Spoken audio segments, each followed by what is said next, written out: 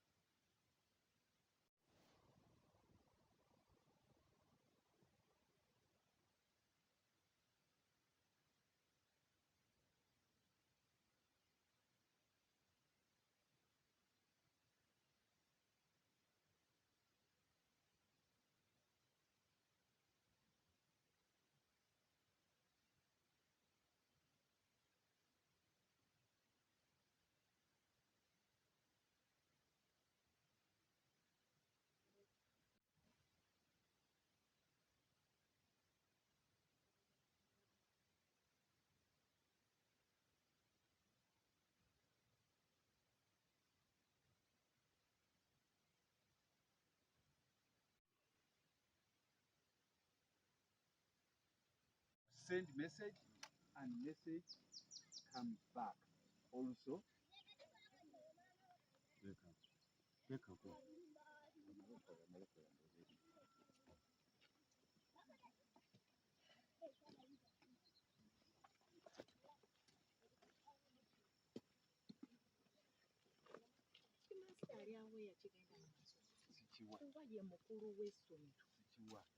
Naye bajja mukubira essimu tuwulire ekiti kyayogera.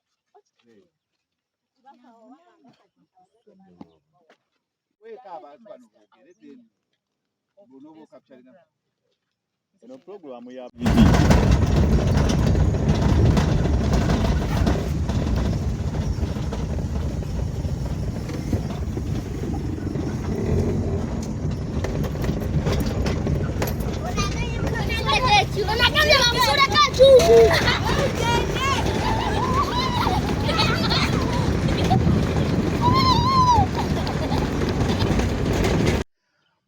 Erinnya Kawooya Ronald, kansala akiikirira ekitundu kino ku lukiiko lwa Mukono Central Division.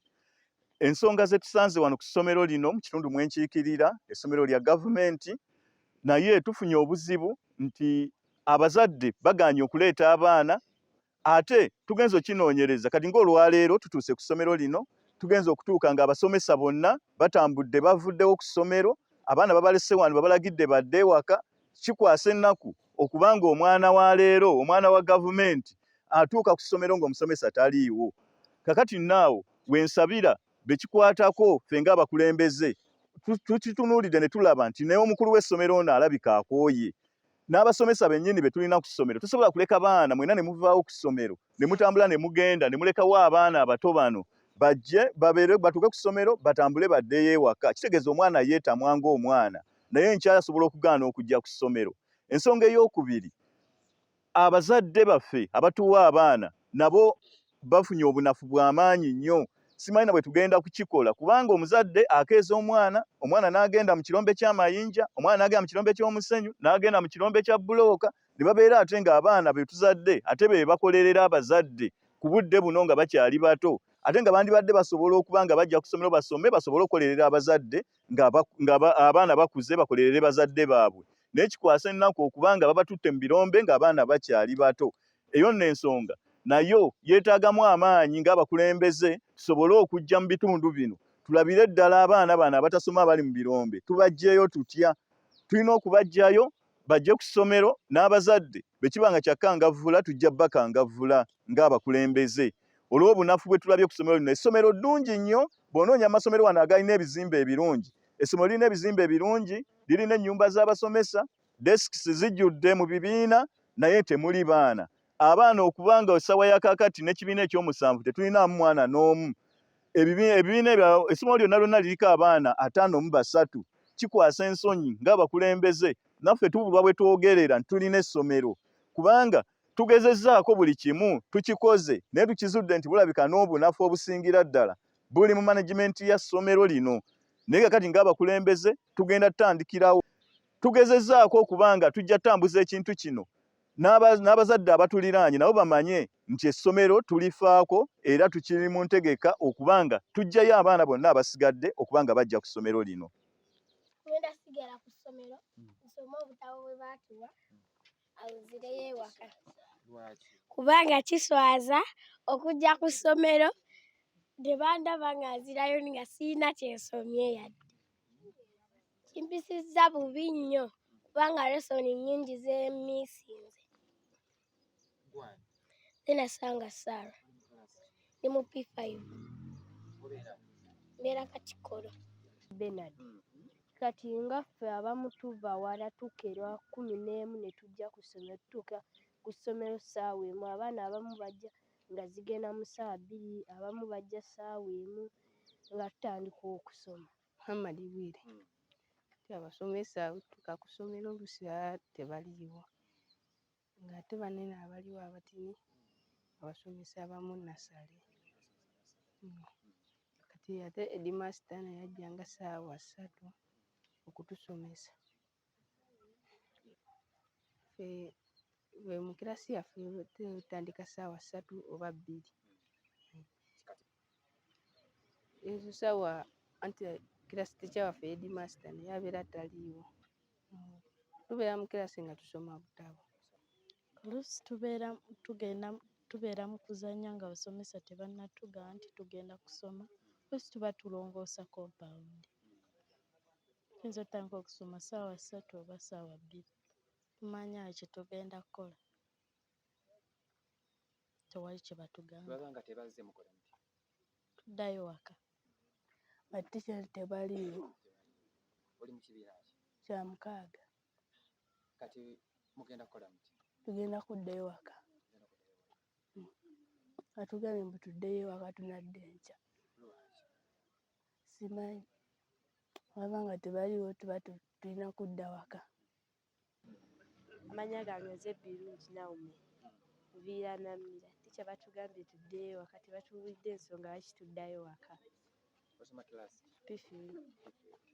Kati owulira otya leero nga tosomye? Mpulira bubi. Tubeera bwe tusoma ku butabo. Bateacher bwe bajjira nga batutera waka ku lubaawo nga tuwandiika ssaawa 2. Manje gange nze Kyaffe Kagumba mbeera Kyungu P3. Mulimu bameka mu kibiina? 10. Olwaleero abasomesa batugambye nti nno tuddeyo waka tunadda enkya. Mbu abasomesa leero bagenda tutambulamu. Batuuka ssaawa 2 ku 3. Kati ezo essaawa muba mukola ki? Tusoma ku butabo. Tetubeera awo nga tubalinda. Tuzannya. Amannya agange nze Bosha Gerard. Oli kusoma class P5. Iwo olwaleero basomesa banyiizizza nnyo. Ne batuleka wano nga tutangadde. Banditugambye kibi nnyo. N'ekirala muwendo gwa kyoko ogwo bagukwatemu. Oluusi tutandika ku 3. Tubeera tuzannya. Baasasula yunifoomu tebabawanga. Abagamba mbu simanyi mwazinywamu buugi kyokka ng'ate basasula yunifoomu. Gy'oli nti baasasula kunywa buugi. Manyaga ngenze kasimusiga. Baana abamu basasula yunifoomu abagamba bazinywamu buugi.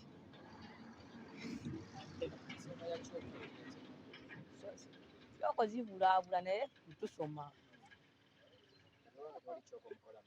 Batuwa mu kutabo. Tukopa mu katabo. Tekimpisiza bulungi naye era nze kwekolera mu kirombe. Kuba mayinja. Laziyo Tayembwa, the Chairman School Management Committee, Kati Primary School. Embeera era nga mugiraba abaana baba n'omubalaba ssomero lya government. I think the government also should take care erabe nti abaana baayo esobola okulabirira abaana bano kubanga simanyi nange lwaki leero tebasomye ko sibaddeewo. Yes. Well, omuwendo gw'abayizi bano guzze gubeera bwe gute ebbanga lyonna.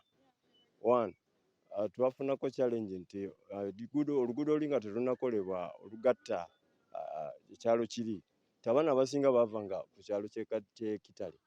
So okuva lwakolebwa ne tugezaako okulaba nti tukunga abaana okuva ku kyalo kiri basobole okudda ku ssomero wano.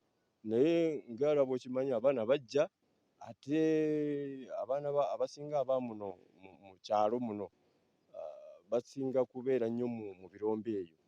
Naye n'abazadde ndowooza naye beesuulirayo gwa Nagamba kuba bwe tubagamba nti abaana bakyali mu birombe, abaana baveeyo. Ne gavumenti tubadde tugezaako kugisaba buli lunaku etuyambe ku nsonga eno. But then nabo bagezaako ne bajja ne tutuula tubadde ne meetings eziwerako nga tuli ku nsonga y'emu. So n'olwekyo nakati tukyalemeddwa okutegeera lwaki abaana tebavaayo. Ne twalina general meeting wano era ne kyogerwako ekyokukunga abaana basobole okuva gye bali bajje ku ssomero lino. Ebyo bwe bizibu bwe tusanze mu kitundu.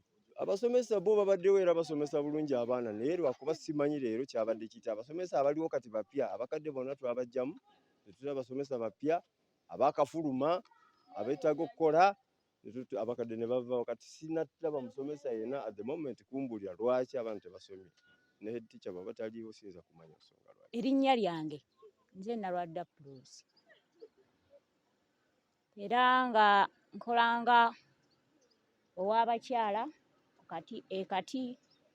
Katikkolo ku ssomero ndi Vice Chairperson ku School Management Committee.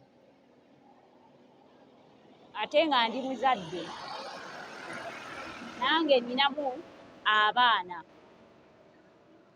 Naye ekinneewuunyisizza kwe kusanga abaana mu kkubo nga bagamba abasomesa bagambye lunaku si lwa kusoma era abasomesa ku ssomero tebaliiyo. Kati twebuuze olunaku lwaki batugamba abazadde tetwagala kuwa abaana ku ssomero Katikkolo kati. Kaakati abaana babadde baweze kati ebiriwo tetubitegeera kubanga tufubye nnyo okukola kaweefube okulaba nga kati yafuna abaana. Nange nze omu ku yajje abaana mu private ne ngamba kankole ki kubanga oli akubuuza wenga toyinawo mwana wo. Ne ndeeta abange ne mbateekawo. Naye ate abaana tubakeeza okutuuka ku ssomero. Kaakati kye twebuuza nsonga ki gye tutategedde abaana lwaki leero tebasomye. Kubanga nga komiti yandibadde etegeerako lwaki nsonga ki naffe tetulina kye tumanyi. Ekisaanye okukolebwa bakama baffe waggulu kwogera n'abasomesa nsonga ki ebatuuseeko, kubanga abasomesa nga bo abasomesa babadde tebalina mpisa mbi era nga abasomesa boogera bulungi n'abazadde era nga tubatuukirira, naye lwaleero tetutegedde kiki. Vincent Ntambi kyennyamiza olwaleero ekibaddewo ky'abaana okudda eka ne batasoma, naye enteekateeka ng'eyo bw'ebeerawo wandibaddewo enteekateeka ennungamu eyamba abaana n'abakozi ba gavumenti okulaba nga babalibwa. Tetwagala kutta nteekateeka za gavumenti kale zandibaddewo nti erina okubala abantu balina ensonga zaabwe nnyingi, naye n'abasomesa ate abaana nabo bandibadde balowoozeddwako mu ngeri endala. Wandibaddewo enteekateeka oba oliawo eyandiyambye abaana obutalemwa kusoma lunaku lwawe okufa. Jjukira n'abazadde abadde bateeseteese abaana be bagenda ku ssomero tebamanyi, bagayo ogambye olwaleero teriiyo kusoma muddeeyo eka. Ekintu ng'ekyo si kirungi naddala ku ffe abalumirirwa essomero kati abaagala libeerewo. Essomero lyaffe lyandibadde ddungi naye tukyetaaga okuyambibwa ku managinga ensonga nga zino n'endala oba eziri awo ezirisoomooza. Eyo munaasoma enkya.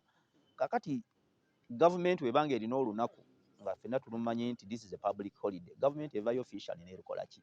N'erulangirira buli muntu n'alutegeera nti olunaku lw'enkya lunaku lukulu. Lunaku tugenda kucelebratinga kino, tugenda kujaguza kino oba tugenda kukola kiri. Era office za gavumenti zonna ne agencies zonna endala kasaziba nti zigwa mu tulubeereyo nga gavumenti yezimanaginga teziteekeddwa kuggulawo. Tetunaba kufunayo ku any official announcement okuva mu ssengejjero ly'ebyamawulire erya gavumenti Uganda Media Center nga balangirira nti olwaleero balunaku lukulu. N'olwekyo ekintu ekikolebwaddwa kino olwaleero mutukoze bulungi bannamawulire baffe aba Salt FM ne Salt TV nti kati twongedde okumanyira ddala obuzibu bwe kati buli luddawa, era ntandise okukkizaganya n'abazadde ebintu biri bye baatugamba mu lukiiko nti abasomesa baasulayo ddagwa naggamba, abasomesa abajja wano babaleeta nga bakoowu. Era njagala okusaba ebitongole eby'ekikugu ebikwatagana n'ensonga y'ebyenjigiriza mu kibuga kino, ba inspectors of schools ku Mukono Municipal Council, Mukono Central Division, DEO Mukono District, tuveeyo mugende Kati mulabe enneeyisa n'enkola y'abasomesa gye bakolamu emirimu gyabwe Kati.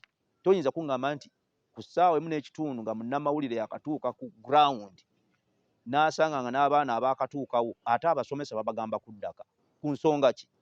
Naye ye agenda kulinda omusaala gwe at the end of the month gujje ku account agufune atambule agende akole ebibye. Kakati tetuteekeddwa kusasula abantu nga tebakoze kye bateekeddwa kusasulwa, kubanga where is the head teacher of the school?